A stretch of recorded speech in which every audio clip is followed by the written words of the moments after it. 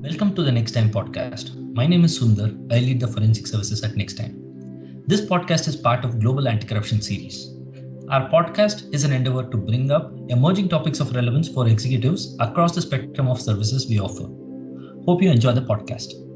Across the geographies, regulatory environments are changing, business practices are changing, and behaviors are changing with COVID. Anti-corruption in the current times is bringing newer dimensions of issues around supply chain, healthcare, and other reporting requirements.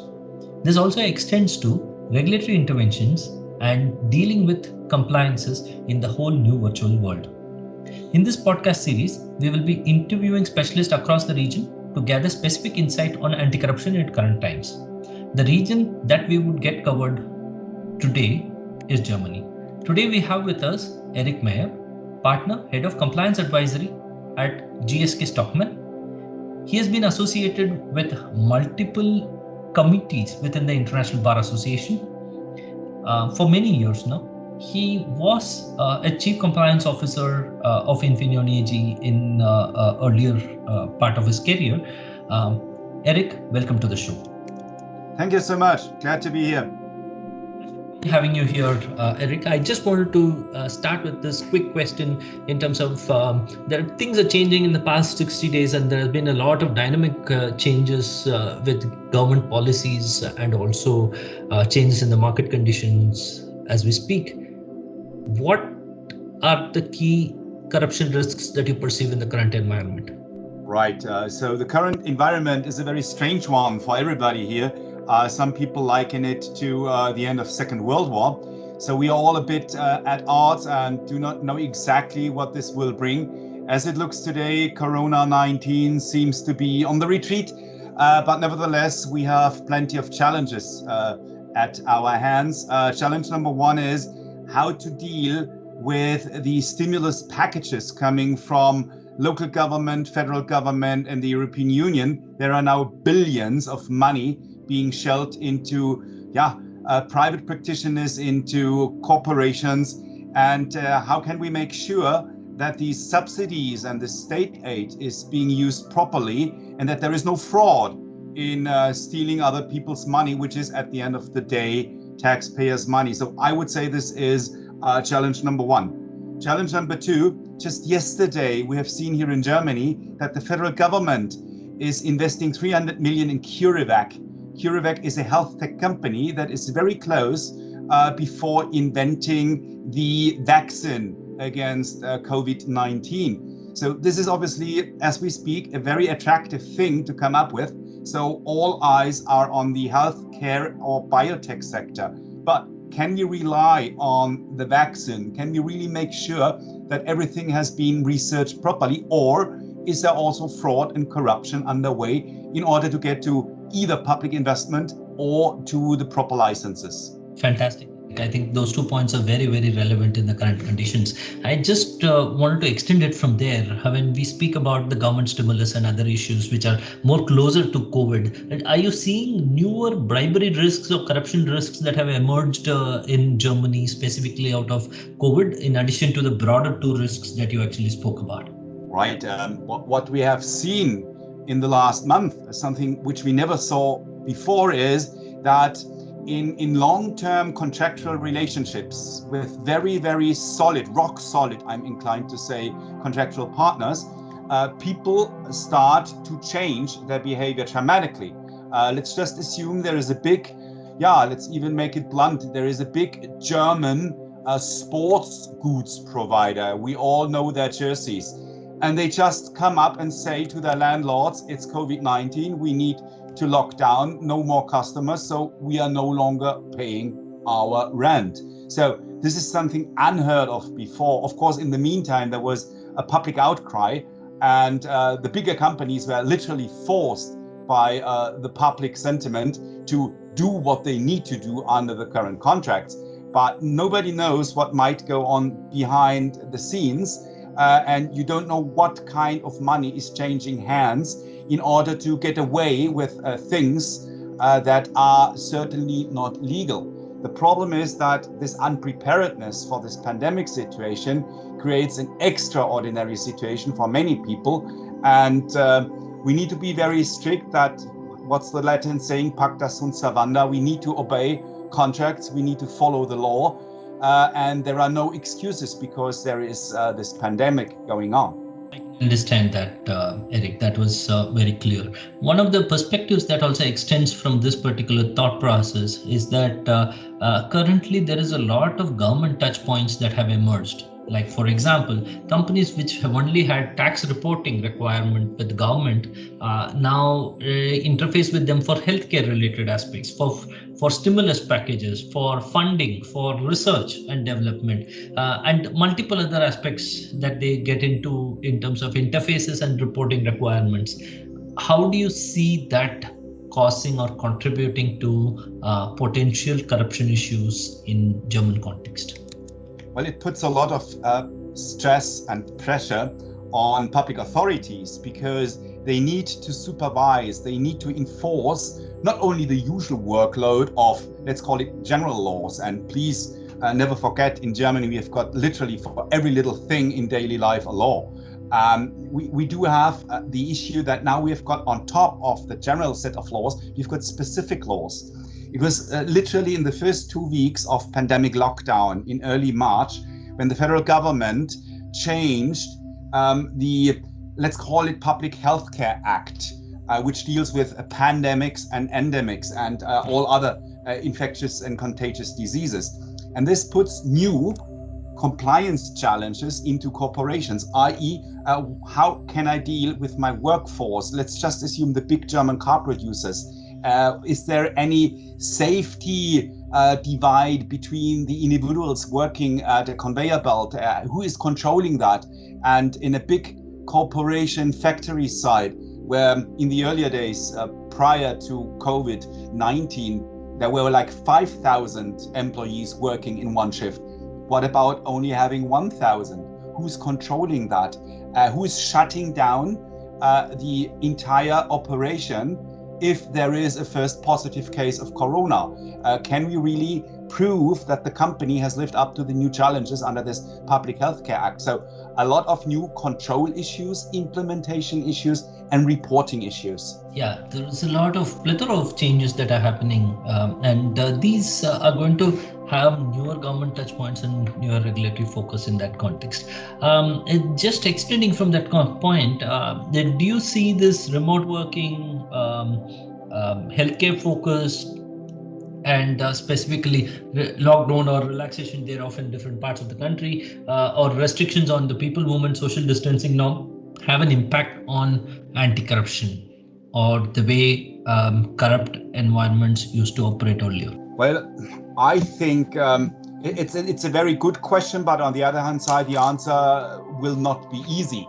So I think in the European context, in the German context, when people meet in person with other people, there is a high threshold to cut corners, to do illegal things, because the personal bond between people is something that prevents in most, if not all of the times, that nasty things are going to happen. Now that we are further distanced, I would not want to rule out that this distance, this electronic operation modus can actually no longer prevent these inhibitions people might have when they meet actually with other people in person. So nobody knows what's going to happen. On the other hand side, the good news is, I think we are now in our firm working in the third month in a row in the remote mode, or as we call it in Germany, in a home office. And now everybody is so eager to get back to see their colleagues, to get to see the clients, to really deal with the people one-on-one, face-to-face. And this will teach us a lot, how precious it is to stay away from pandemic problems and to really have the opportunity to work with people. And so there is not only the crisis aspect or the negative aspect in COVID-19. I think there is a lot of positive aspect, because people come out now with this dire yearning to actually meet in person and to collaborate in person again, and maybe even stronger so than before. Yeah, that's a very interesting perspective. People need people. At the end of the day, we are in a social environment, and we are social beings, so to say. Absolutely. to just add up to that particular point, what kind of regulatory changes that you're expecting within Germany with reference to anti-corruption? How do you see enforcement coming along there at this point in First of time? all, you need to understand that Germany is like India or the United States. It's a federal country, and the enforcement of white-collar crime is not a centralized or a federal thing. It is a local thing being performed by the public prosecutors' offices in the German federal states. And there we do have, since years, it's a traditional or historic thing, we do have a big divide between South and North. So it does make a huge difference whether you look into the enforcement activities when we talk about fighting corruption in Munich, where I am based, as opposed to, say, Hamburg, Berlin, or any other city. So there is a huge divide. Munich is doing a lot. Munich has done the internal and the public investigations against Siemens, for instance, MAN, Ferrostahl, Audi. All the big corporate scandals in Germany were literally handled by Munich. It's now Stuttgart coming up and also a bit Frankfurt. But other than that, we do have a big diversity or a big, it's fractured, right? And this is not good for the biggest population on this continent. We talk about 82 million people here in Germany. It's the biggest economy. We're the biggest exporter. So this is certainly something we need to address. This was already a problem before COVID-19. Now, the interesting news here is for everybody dealing with German companies, change is coming, and change has been initiated on April 22nd. So April 22nd is basically the second month where all of Germany is under lockdown. And on this very day, the German Federal Ministry of Justice issued the final bill for a so-called Association Sanctions Act. And with associations, we mean not only corporations, we mean all other forms of legal incorporation that are literally feasible and imaginable in Germany. So this is a very broad law, which is certainly set out to change the current divide from south to north.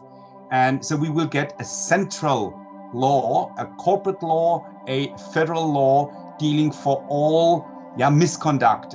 It's not only corruption, it's any sort of fraud or antitrust abuse, etc., that might occur in entire Germany. And this is a game changer. And if you look into the motives, as we call it, if you look into the argumentation of the Federal Ministry of Justice, why they have shelved this final draft bill out on April 22nd in the midst of the pandemic, they say particularly because of the pandemic. Like we discussed earlier on, we need to expect a lot of potential abuse of state aid, abuse of tax breaks, etc., etc. And so we need to have the proper weaponry, so to speak, or the proper arsenal to deal with that higher amount of corporate misconduct, of individual misconduct, of non-compliance. And therefore, it is very good to get a new law. Is it as strict? Is it as perfect as a US Foreign Corrupt Practices Act? Is it as good as a UK Bribery Act? Maybe not as detailed, but again, it's a game changer for Germany. And the very interesting news here, it is coming out in the middle of Corona. I can understand that, Eric. I think enforcement is something that we need to wait to see, but at least we are able to see the intent that the regulators are able to put across to bring in such a regulation, even in the pressing circumstances. I think that's the point that you're trying to share in this context.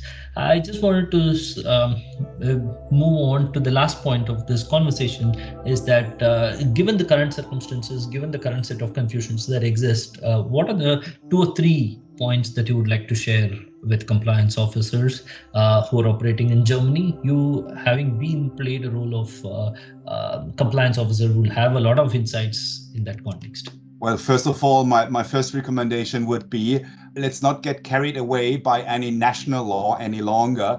I think everybody knows that Germany is, together with Japan, the biggest exporter. So many German companies, not only the big blue chip corporations, but also the small and medium enterprises, they operate globally in China, in India, in Africa, in Latin America, etc. So that means that no matter what any future legislation in Germany will come up, we always have to be mindful of respecting the US Foreign Corrupt Practices Act, the UK Bribery Act, and the French Loi Sapin 2. So that means that we need to look into this enforcement as we speak. And the US Attorney General, William Barr, has issued a very stern warning already on March 16, right when the first corona problems were hitting the United States. And he said that fighting COVID-19 fraud is the biggest priority of the entire US Department of Justice. And we all know how strict these people are, how many people there are enforcing the FCPA. And if you look on their website, it was just last Saturday, it was June 12th, when we could see that the first big fish was basically in their net. 180 million of corona healthcare fraud was being announced to be prosecuted. So they walk the talk. So German companies, particularly big pharma companies, particularly biotech companies, healthcare companies who are operating outside of Germany, they need to make sure that they do not break international law. So that's the first very important advice. The second piece of advice goes back to our earlier discussion, how the corona-induced lockdown is changing our modus operandi, our work habits.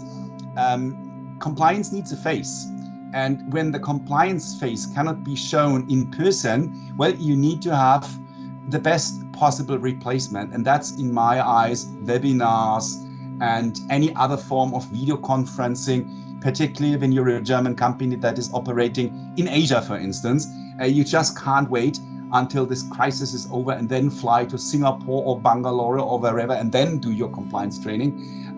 You should actually, as we speak, you should plan a webinar, particularly on compliance, particularly on all the compliance issues that are being triggered by Corona. And the third and last piece of advice is, I think that's the key success factor for proper compliance management. It's tone from the top. So when you ask me what I would recommend to compliance officers, I think particularly now in these days, it's even more important than before Corona. We want to have the appropriate tone from the top. And tone from the top means that when you are doing your webinar, when you're doing your online compliance training, make sure that your CEO, CFO, and head of supervisory board are fully integrated, are sitting by your side and sending the crucial messages that need to be sent. Fantastic, Eric. I think those are very clear insights in terms of adherence to global regulations, making sure compliance has a face, and making sure it is integrated with leadership communication. I think these will be very, very insightful for the listeners. And I thank you for joining the show and then sharing your insights on this. Look forward to talking to you again soon. My pleasure. All the best.